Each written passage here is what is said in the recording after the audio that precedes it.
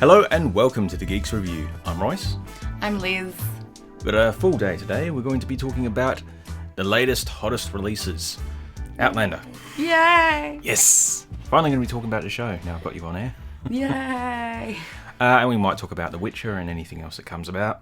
Yeah, I did watch it when it first came out, so I might be a little bit rusty. So. Yes. Yeah, I only just watched it, so Yeah. it's relatively fresh. Fresh in your mind. Yeah, and you'll pick up the slack for the Outlander stuff, so... Oh, yeah, I've just started about my 6th rewatch. Oh. Yeah, and I've started, because season 6 has started airing, so I've watched the first 2 episodes of that with Mummy Darling. Yes. Which is awkward to watch with your mother. Yeah, so I went and checked out the first few episodes just Yep. to sort of get an idea of what I was talking about, because... Yeah, it's been around for a few years now, this show. Yes. Based upon a series of books written by Diana... I can't remember her name. It begins with a G. Gabaldon, I think. Gabaldon, yep. Yeah, I don't know. I haven't read them. But massively popular and successful, and TV shows as well. Yeah. It's such a great cast. Yes. Yeah. Oh, it's horrible. I'm going to name off actors, but I can't pronounce a lot of them. Yeah, I mean, Sam Heughan I know of. How do you say his last name? Because Heughan. Heughan. Yeah. Because I just say Sam Heughan. I think that could work. Sam Heughan's probably wrong. Graham McTavish, I can say that. Graham McTavish. Sorry, Yeah. that was kind of loud. But yeah. Yeah. You can't say it in an English accent. It has to be Graham McTavish. Graham McTavish. Yeah. It was a few years ago, actually. I was sitting in a parking space here in Launceston, and I thought I saw him. Oh my God, I would have died. Yeah. But I forget every time I rewatch Red Dwarf that Yes. he's in it. That was the first... So young. And that's the first thing I saw him in as well. Yeah. He's so different in that. I remember the scene. I'm going to turn off the lights, and I want whoever took it to return my glass eye. It's just so camp. I just like the bit where the cat just keeps talking and they just keep beating him. Yes. And he keeps saying, if I stop talking, they'll stop beating me. But he doesn't stop talking. They don't stop beating him. Sorry. There was a throwaway joke, which he doesn't even get to say, but the image of it, where he was given a truth serum, so he apparently burst into a meeting late saying, sorry he was so late, he was having an affair Yes. with the officer's wife, and he didn't have time to change out of his Batman outfit. Yeah. Oh, and then there's the basketball game. Oh, yes. The basketball game. Yeah. So it's a bit different seeing that and then going into The Witcher, which he's also in. Yeah, he And is too. Outlander. He's Dijkstra, isn't he? Yeah. Yeah. Oh my God, Graham McTavish is everywhere. Yeah, what else has he been in lately? Well, he was obviously... Obviously. Oh my God. Dwalin.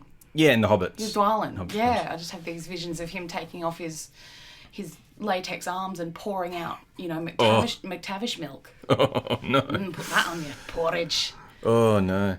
And, of course, he was in Dragon Age as well. Only the first one. He was Arl Eamon. Oh my God. Yeah. I did not know that, and I love Dragon Age. Yeah, it's he's one of those characters where, I mean, he's in a coma when you first meet him, so he might just die and you never get to meet him properly. Based upon how you can kind of make choices and decisions. Yeah. At Redcliffe? Yes. Yes. Yeah, he's the yeah, Earl. no. He's Alistair's uncle. Yes. Yeah. Yes, no, yep, I'm with you. I have played through many iterations of that game. Yes. But Outlander, that's what we're here for. Outlander. Just talking about the filmography of Graham McTavish. Sorry. So what is the premise of Outlander? Well, a nurse, Claire, from the 1940s, Yep. so it's just after World War II, and she travels to Scotland with her husband, Frank, and she touches a stone because it's humming, and she wakes up in 1743. Yes. Yeah, so that's what got me interested. And then it just kind of continued from there. The whole time travel aspect, you mean? Or like... Well, yeah. Well, first she's a military nurse in the Second World War, so that's tick. If I was around back then, I probably would have been a military nurse in the Second World War. Scotland. Ever since I saw Highlander when I was a wee bairn, I've kind of been obsessed with that Scottish Highland, Braveheart, men in kilts. Yes. And then, who doesn't love time travel? Like, seriously, who doesn't dream of going back to the past? Yeah. Does it play much part into it, or is it just like the device to get her back in time? Oh no, it plays roles. Really? Yeah. It kind of. I don't want to spoil it. Well, one thing I wouldn't mind spoiling: do they get rid of the narration? I can't remember. No, they don't. I know it irritates a lot of people. Yeah. But I think it becomes... One thing I notice upon my rewatches is I notice the narration a lot more in the earlier seasons. But I'm pretty sure it's still there in season 6. I just don't notice it anymore. If that makes any sense. Some of it is insightful. Like, I can't remember the character's name, but he's got the bendy legs. Oh, yeah, he's Colm. Colm, yeah, that's right. the laird. Yeah, she diagnoses him to herself with a disease which wouldn't itself be diagnosed for like a good 100 years. Until after this point. So that was insightful, but a lot of that does continue on. Like, there's points throughout. There are points further along in the series where she doesn't have the means to diagnose diabetes. And so she's going through the process. This woman's sick. What's wrong? And so she tastes the urine because that is a way of knowing, because the urine will have a sweet taste. And so she sort of diagnoses the diabetes from tasting her urine. Right. Yummy.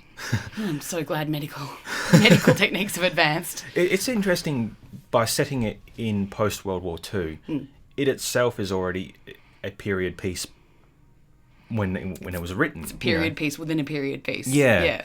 So it does give, I think, more control then, where the author, the writers can get there and say, well, this is medical knowledge of the time. Yeah. Whereas now there's still stuff that's going, and it's that's also where the time travel plays into it as well.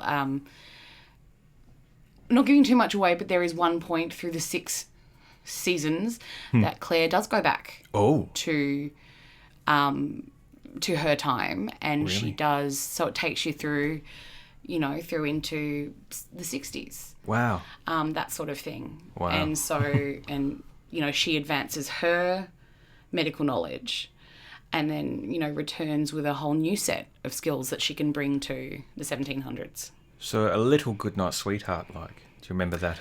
No, I do not. Oh, this was a sitcom from the 90s with Nicholas Lyndhurst from Only Fools and Horses.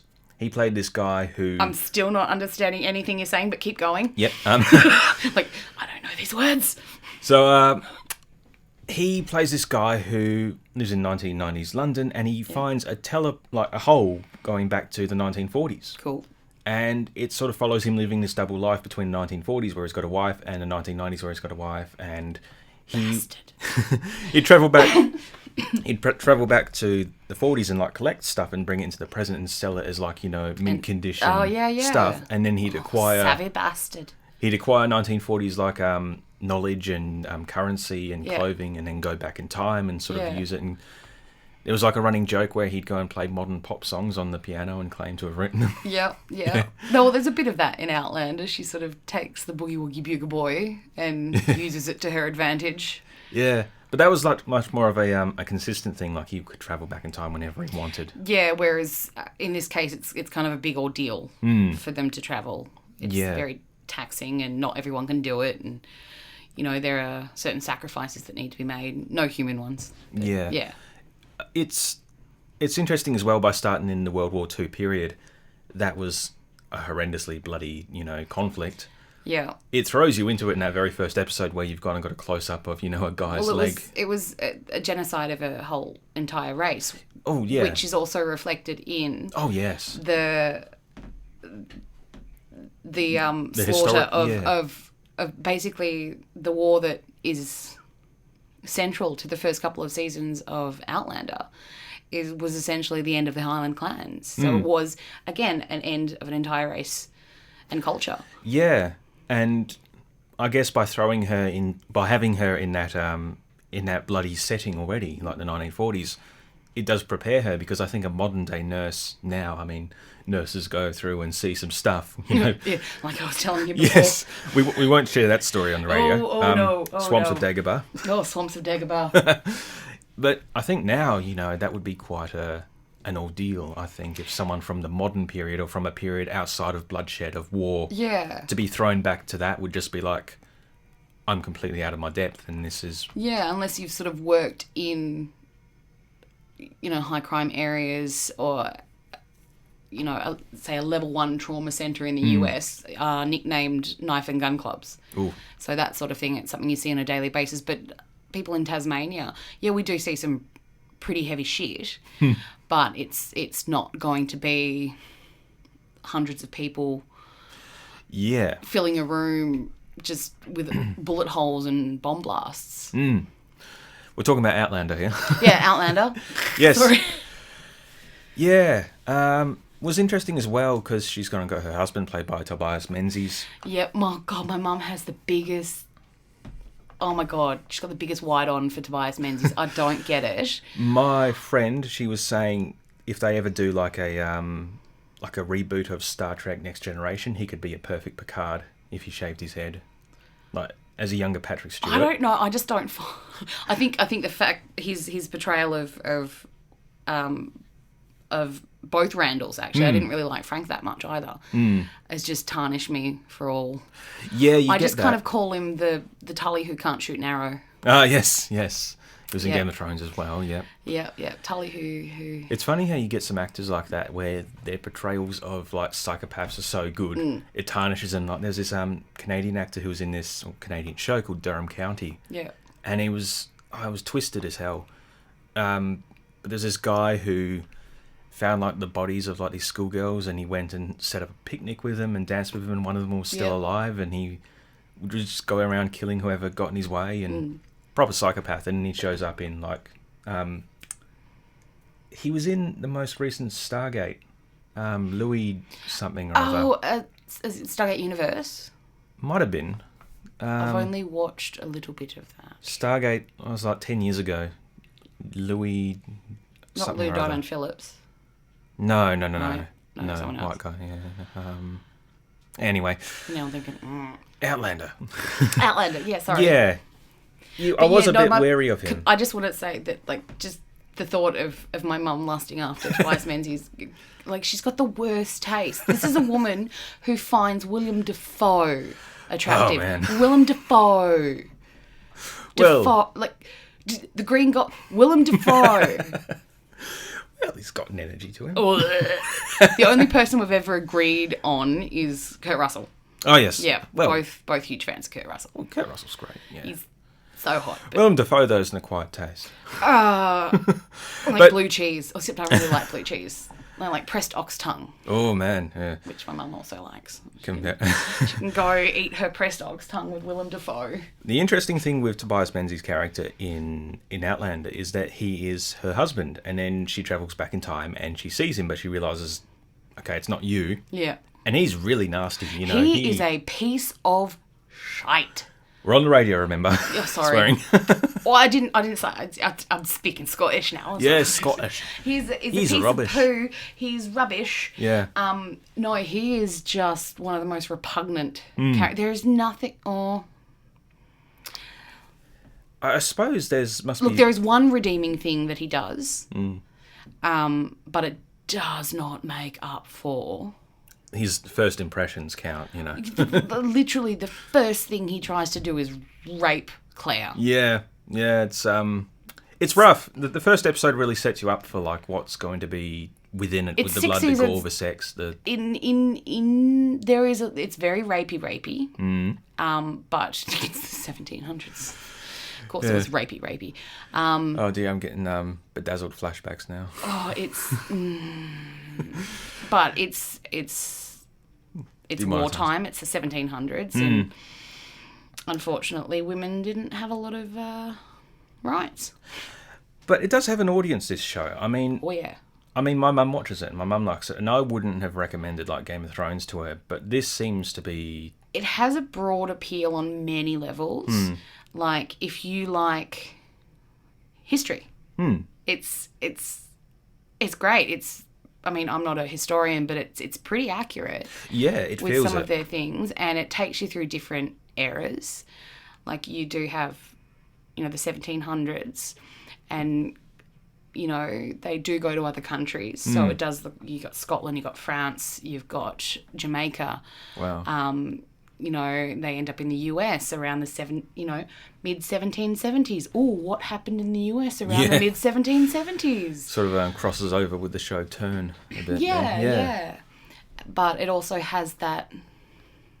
Oh look, it's a Mills and Boon novel. It really is. It is a bodice ripper. Yeah. And there are some, in a literal sense, yes, very attractive men and women in that show. Like, so if you want to get your Mills and Boon on, it's good for that. Yeah, I forgot the actress Nell Hudson was in this because... Which one's she? I don't know who she played. I've only seen the first 2 episodes, but she was like put on trial and Jamie took the punishment for her.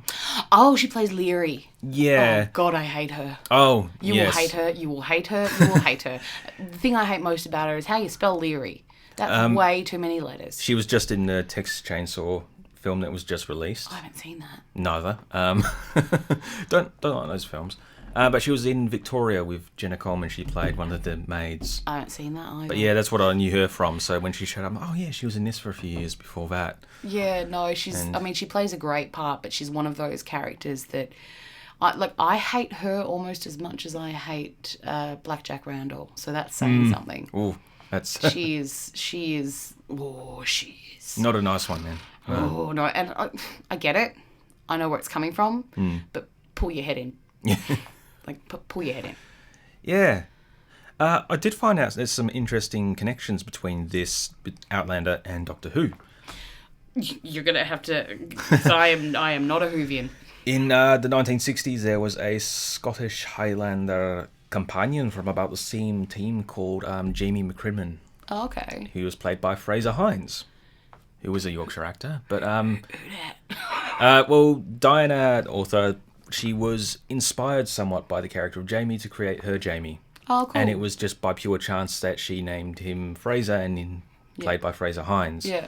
But yeah, very sort of similar deal. And I mean, time travel. And he was one of the longest running companions with like over 100 episodes or something. Oh, wow. And still doing stuff to this day, this guy is. But yeah, he's... you can kind of see the parallels. And I think I read that she might have written like fan fiction or something back in the 90s. It wouldn't surprise me. Yeah, but... there's that connection. Yeah.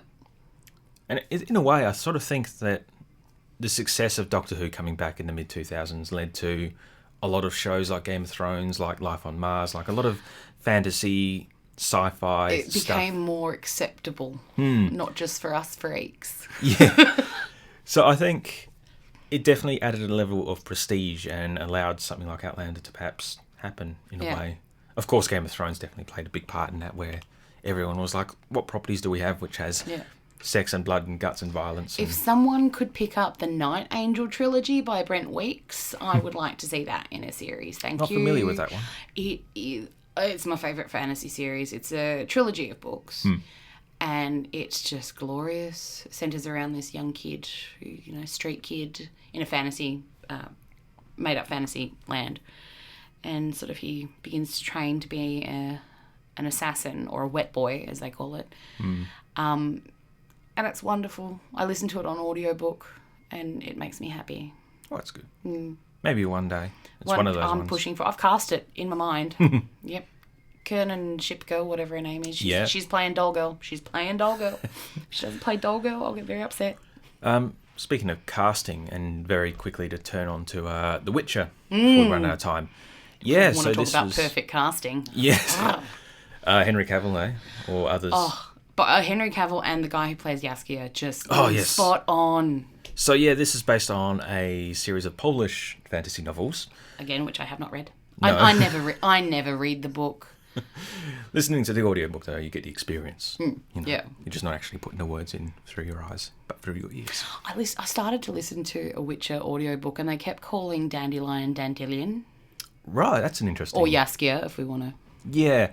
So, based on a series of Polish novels, which inspired a tremendously successful series of video games, like I was looking at it, and the novels have sold like 15 million copies worldwide, and then the games have sold 50 million. So, bit of a disparity. And I know when this series came out, people who played the games predominantly were like, what's going on? I don't get this. Well, see, I didn't. Like, I had a vague idea and I let it happen. Yeah. So I knew who the characters were and I kind of pieced together when they were. The first series takes place on, like, different timelines where... It's sort of... It starts off in 3 different timelines, but by the end, you're all in the same time period. Yeah, which I kind of appreciated. Yeah, it does allow a chance for... So it's not like they're all running concurrently. It's like Geralt's thing might be a few years before. Yennefer's might be a few years before series. So it kind of shows you the important things that are happening to each character at each point. Yeah. And it sort of corresponds with each other, but... Yeah, the way I sort of looked at it is I figured that most of the Yennefer stuff in the early episodes was happening way before the Geralt stuff. That makes sense, yeah. And then all the series stuff was present time. She is younger than Geralt because, like, I think he's about 110 by the present time period and she's about 70. Oh, okay. But they're all wizards and, like, witches and they're all magic, immortal, so who gives a crap? Yeah. Yeah. I guess it was quite disconcerting for some people who know Ciri as an adult in the game. Then here she's looks very young. Well, see, Well, she was a kid in the books, from what I've read, like 12 or something. There in whatchamacallit, in the third Witcher game, which is the only one I played, you do have flashes, certain segments of when she is young. Yeah. And so you do know that when she came to Geralt, she was a child. Yes. The story of this is foreign invaders attack, and there's a princess on the run, and there's a monster hunter, Geralt of Rivia, played by Henry Cavill. Special about the princess. Yes. And they're on separate paths, but they converge towards the end of the series and going forth into season 1. Yeah. Into season 2 with, which I again watched when it first came out, so I can't really only a few months now. Yeah. But I've only just seen it now at a friend's recommendation. A lot in that, like I started watching RuPaul's Drag Race with Mum, like from season 1, and we're already caught up. Like there 14 normal seasons, 2 Canadian seasons, 3 UK seasons, 1 Aussie season. We don't watch the ones that aren't... Well, she doesn't watch the ones that aren't in English.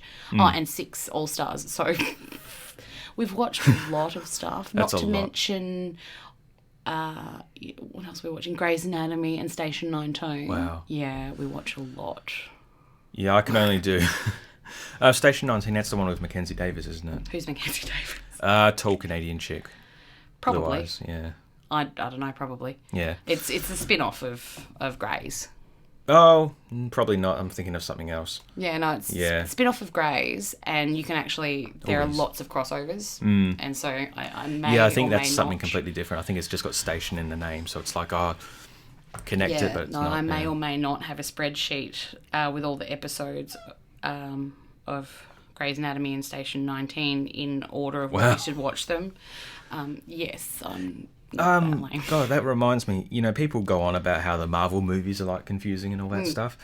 I had a look at this spreadsheet for all the Arrowverse TV shows. Like you got I haven't seen any of those. You got Arrow, Flash, Legends of Tomorrow, and Supergirl joins in. So you're going through, and it's like, you've got to then watch one episode of this, then this, then this, then this. It's like 6 shows before you even get back to watching like Arrow or something, and it's it's insane. No thanks.